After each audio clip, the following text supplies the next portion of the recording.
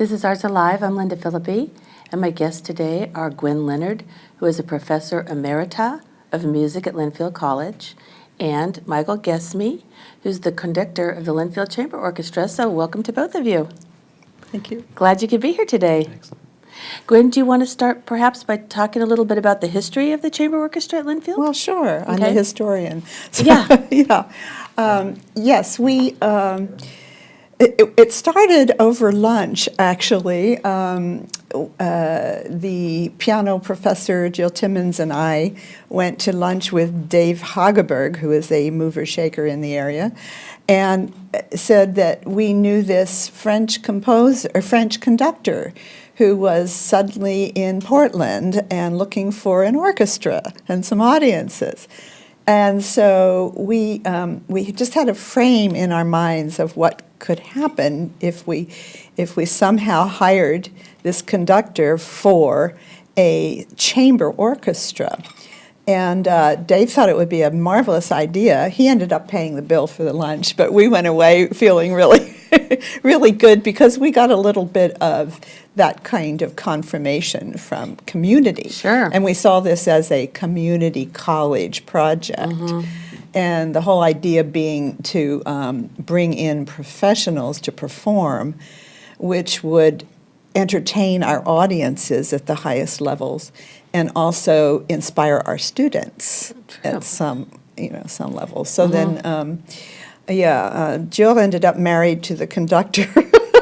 I ended up married to the LCO because I became its first president of the board, and I tried to see it through the first 10 years, or 11 years actually it was. Mm-hmm. And then now Nora Stevens is our president of the board, and she's doing a fine job. But you're still involved. I'm still on the board, Mm-hmm. yes. Mm-hmm. So it's been quite a long marriage so far. Yes, yes. Wow. And then, Micheal, I know you've been here about 8 years. Mm-hmm. And you want to talk a little bit about what you were doing before and concurrently with this? Sure.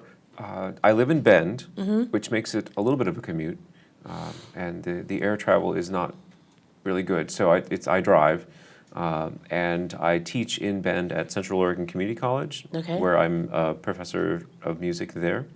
So I have a full load there, which includes, music theory, music history, and all of that wonderful stuff.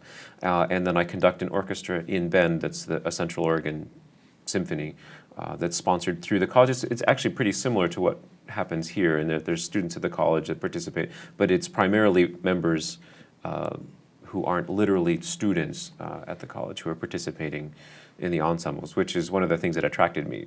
When they said, "Are you interested in this?" I'm like, "So tell me about it." And that was one of those wonderful things. And then I do the commute over and back to McMinnville to do the chamber orchestra here. And I also there's a summer camp that's held in Salem every year called the Young Musicians and Artists Camp. Mm-hmm. And so I'm one of the faculty members for that does orchestra. And I do a few other guest conducting and adjudicating and that kind of stuff locally in the region. So you're more than busy. I'm more than busy, as my wife would attest to. Yeah. How common is it to have a situation like the Linfield Chamber Orchestra where you've got the students and the professionals working side by side? It's not common at all. Mm-hmm. At some point, we tried to locate other groups that did this, and we came up with 4 or 5. I mean, it's not very common, mm-hmm. Particularly if there is a community college board of advisors that are raising money. So it's not just a college project. It's mm-hmm. not just a community mm-hmm. project, but it's a duo. Okay. Project, and then the students, of course, are highly involved. If they're qualified, they have to be qualified to play. So they rehearse, they audition? They definitely audition. Okay. Yep. And it's a pretty rigorous audition, and people take it seriously. Well, and that's actually something that has evolved, at least in the time that I've been. I think they've always auditioned, but I mean how that process works, and what the personnel manager and I have kind of decided to make this is that if you're going to be a professional musician, what you do is audition. For that, I mean, and if you're going to be a whatever you do, you have to interview for jobs. I mean, Right. so and there wasn't something in place to teach them how to audition. And so we decided that this would be a great opportunity Fabulous. for them to be shown what that audition process is like. Now, we're much nicer than most audition processes are in terms of, walk out, you're behind a screen, and the moment you make mistakes, they're like, thank you very much, and you're gone. But we present them with the concept of, you get excerpts of orchestral literature that you have to prepare. You're supposed to take them to your private teacher, you work them up, and you do that. You have an opportunity to play a little bit of a solo, which is something that you choose that shows you as you perceive yourself at the best, and then a little bit of sight reading, which is we give them something hopefully they've never seen before that they get to play. And that's kind of the standard audition route, and you've got basically 5 minutes to show your best. Oh, my heavens. In that little window of time. And a lot of them have no idea that that's what's coming next, if they decide to pursue music. So we're just trying to get them into that role of, this is what you do if you want to be a professional musician. So I find that really valuable. As Absolutely. something. And some of them take that really seriously, and others of them take that less seriously because they don't know what it's until they do it once, and then all of a sudden it becomes okay, one of those ideas. So Okay. it's a great learning tool. Yeah. I think about, when I was a child taking music lessons and, plodding through whatever you're doing, but there's probably a lot of kids who come to Linfield, and that's what they've done. They've taken music lessons, they've played in bands or orchestras or chamber orchestras, but they've never really had to think about themselves in terms of a professional. I mean, you might go to a concert and see, the beautiful lady in the black gown sitting up there playing her cello, but you don't think about the process to get there. And I think that's really true no matter what it is. Kids really are not taught to interview necessarily or audition, and familiarity with the process. I mean, you're always going to be nervous, but if at least you know what it's about, it's not completely fresh to you. So you walk in thinking, I'm going to be doing this, this, and this. Oh, I've done that before. Sure. This isn't a whole lot different than doing it at Linfield. I can do this for the Portland But Symphony. you've got your P's and Q's together. Right, Yeah. exactly. For an I event. think that's an Yeah. amazingly And that's- valuable yeah. gift, really, Sure. that you give them. That's Yeah. great. Yeah. And then for example, if it's a violin, do some of the professional violinists help you as the audition process, or is it pretty much just you? It's myself and the orchestra manager. Okay. And on rare occasions, we've had another person sit in, but it's usually just the two of us, and that's pretty standard. And most of the auditionees are,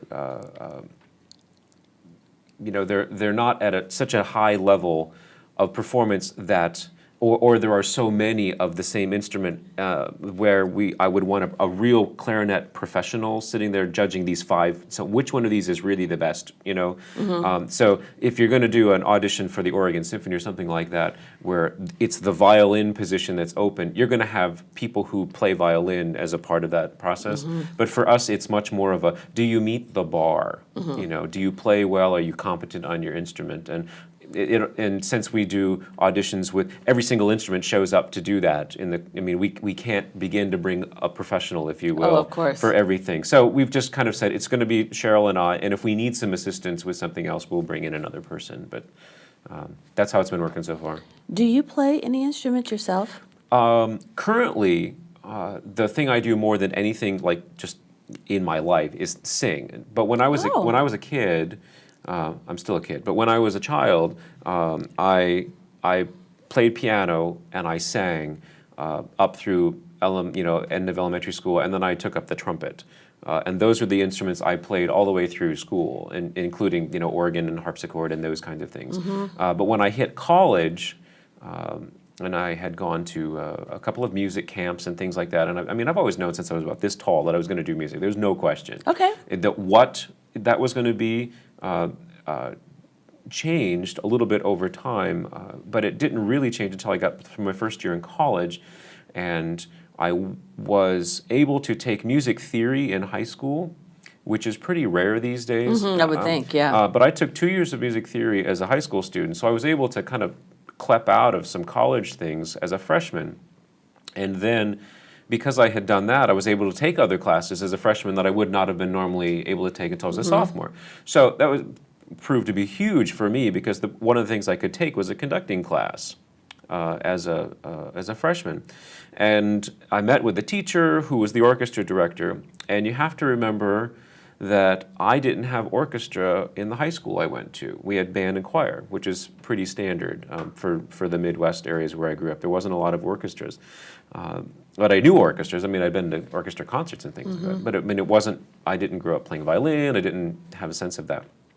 And so I said, how can I learn to be a better conductor? What do you want me to do other than this class? What's the outside homework? He said, well, you need to come to rehearsals where I'm working, and you need to watch the process and see how things manifest themselves, between the first rehearsal and the concert. And you can see what works, what doesn't work, and that's how you learn. I said, great, I'll be there. So I went to the library, checked out the scores for the pieces that they were doing, showed up for the first day, and sat down in the back of the room, and they start playing.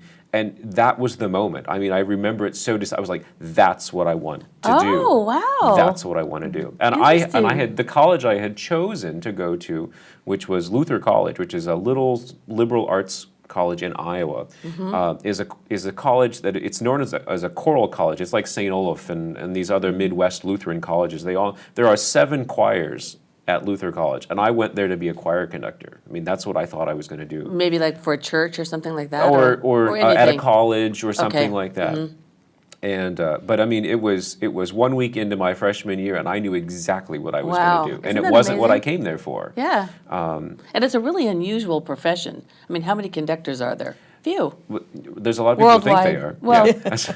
No, you're absolutely right. There are very few opportunities. I mean, unlike being a violin or something like Right. that, there's not very many. that was one of the things that actually I thought about asking you was, at what point did you know, or what's it like to be, in music for a profession when you're not actually performing music all the time? I mean, a conductor is a performer, Absolutely.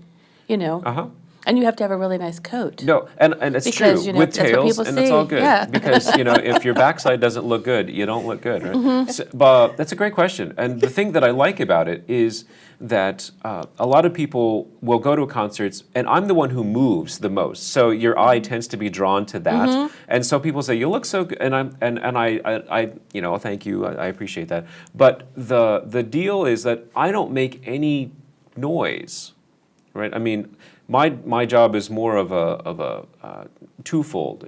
Everything I do before you see it is my job, in terms of what we rehearse, how long we rehearse it, what kind of detail we want to go into. Is this going to take care of itself, or do I need to fix this, right now, kind of an issue. And if I could take people into the 5 sessions we have before the concert, then they would know what my job is. But when you get to the concert, my job is basically to be as transparent as possible. Just get them out of the way, or get me out of the way. And now we're going to be able to see you in action. Okay, So they're going to roll some footage that we have. excellent.